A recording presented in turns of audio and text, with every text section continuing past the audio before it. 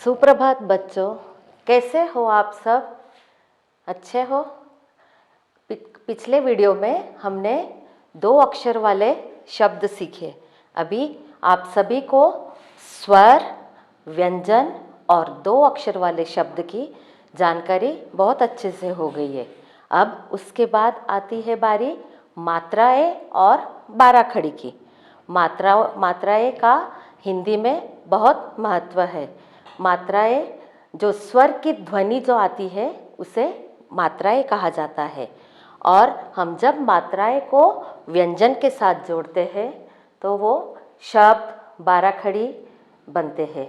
सो बिना मात्राएं के कोई भी शब्द पूरा नहीं होता, व्यंजन पूरा नहीं होता।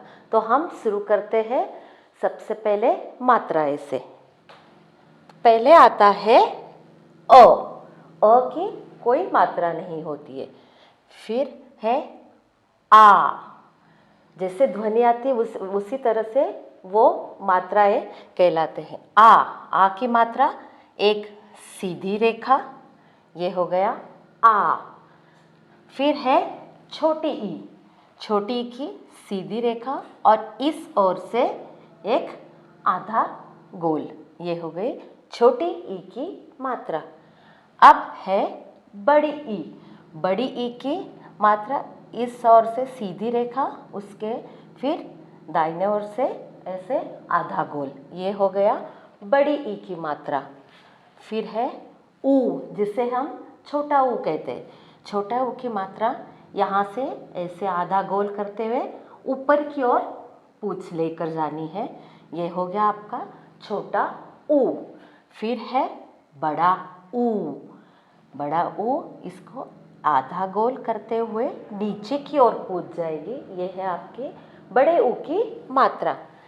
फिर है अगली मात्रा ए की मात्रा है एक आड़ी रेखा, उसके ऊपर एक तिरछी रेखा, ये हो गई ए की मात्रा।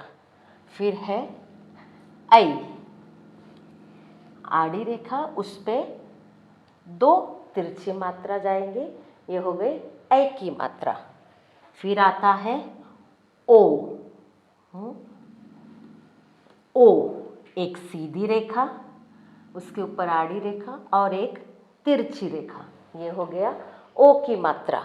अब है औ की मात्रा, एक सीधी रेखा, उसके ऊपर जाएगी 2 तिरछी रेखा, ये हो गई औ की मात्रा। अब है अंग की मात्रा, एक आड़ी रेखा, उसके ऊपर एक छोटा बिंदु, ये हो गया अम की मात्रा। और अंत में आते हैं अह की मात्रा। अह साइड बाजू में 2 बिंदु है। तो ये हो गए सब हमारे मात्राएं। बच्चों, आपको समझ में आया? फिर से एक बार करेंगे। अ की कोई मात्रा नहीं है। आ, ई,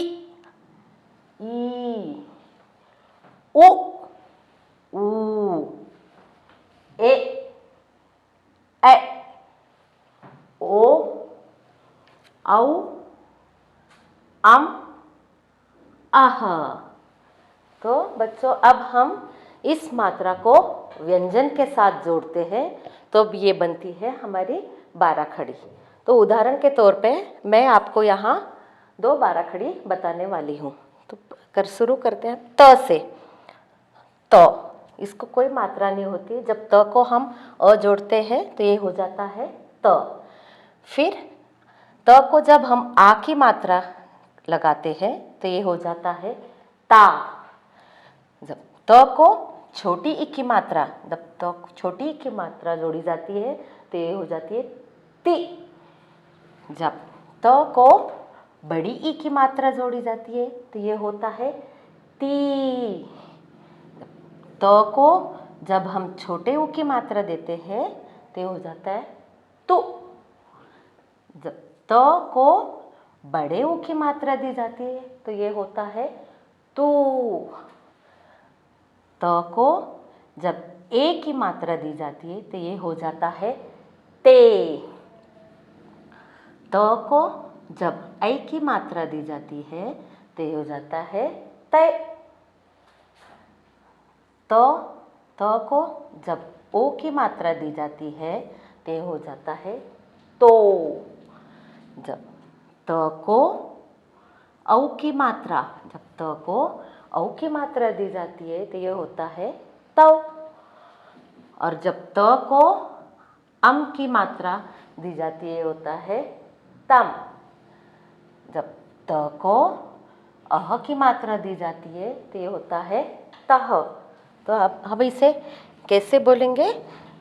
त को आ की मात्रा ता, त को छोटी ई की मात्रा ती, त को बड़ी ई की मात्रा ती, त को छोटे ओ की मात्रा तु, त को बड़े ओ की मात्रा तू, त को ए की मात्रा ते, त को ऐ की मात्रा तै, त को ओ की मात्रा तो, त को औ की मात्रा तौ, त को अम की मात्रा तम, और त को अह की मात्रा तह।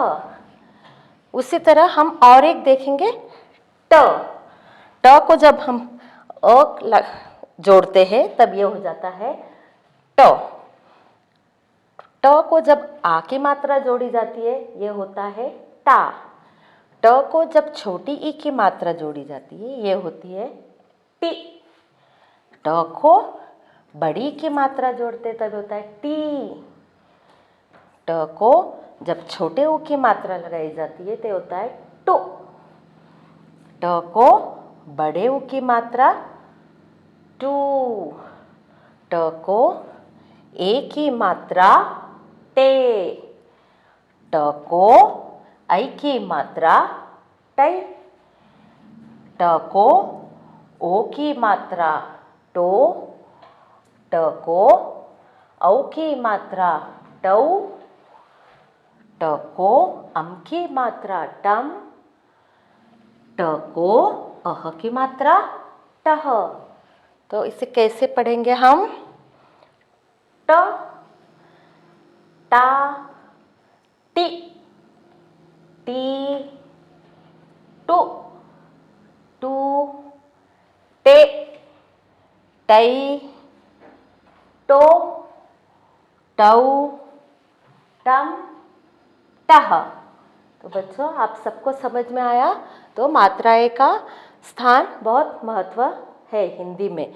हाँ, जब मात्राओं को हम जब तक व्यंजन के साथ नहीं जोड़ते तो हमारा कोई भी शब्द पूरा नहीं होता। तो आप सब अच्छी तरह से समझ गए। फिर हम मिलते हैं, तब तक के लिए धन्यवाद।